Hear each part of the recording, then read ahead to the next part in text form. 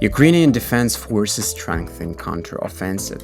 Deputy Minister of Defense of Ukraine Hanna Malyar said that during the offensive, Ukrainian soldiers performed miracles that will go down in history. Ukrainian forces are advancing in conditions when the enemy has more weapons and people. At the same time, Ukrainian troops are advancing, and the question should be asked not about the number of kilometers traveled, but about the fact that we are moving forward or not. The fact that we are moving in the face of the enemy's superiority is a sign of the high skill and courage of Ukrainian defenders, said Hanna Malyar. The General Staff of the Armed Forces of Ukraine informs that the Ukrainian Defense Forces continue to conduct offensive operations in the Bakhmut, Melitopol and Berdyan directions. Ukrainian soldiers are consolidating their positions and they achieved lines in fighting artillery fire on the identified enemy targets and conducting counter-battery operations. Andriy Kovalyov, spokesman for the General Staff of the Armed Forces of Ukraine, said that in the Bakhmut sector, Ukrainian defenders successfully repelled enemy attacks in the areas north of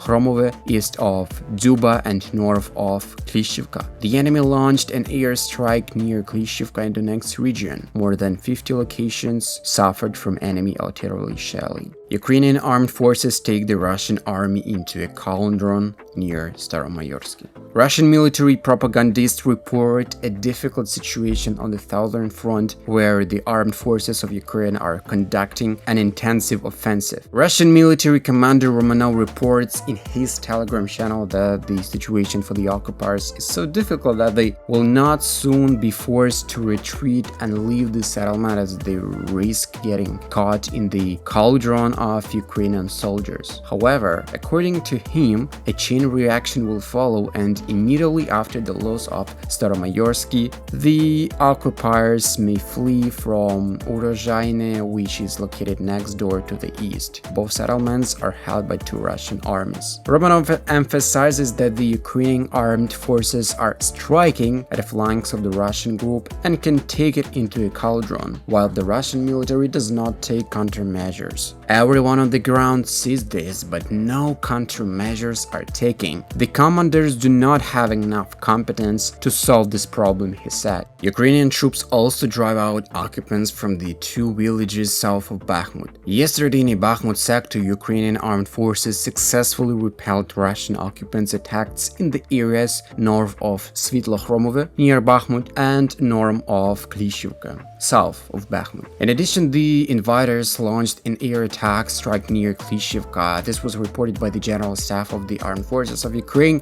in a morning report posted on its official Facebook page, among other things. The enemy suffers serious losses near Melitopol, while Ukrainians are clearing the area of mines to advance. The press officer of a separate brigade of the Territorial Defense Forces, Alexander Kurbatov, said the enemy losses 2 companies of personnel killed and wounded daily in the Tavria sector. He said this on the air of the Expresso TV channel. Heavy fighting continues in the Tauret sector. Our units are trying to move forward and gain a foothold in the liberated areas. You have probably already heard that the Ukrainian armed forces have had some success in Staromayorsk.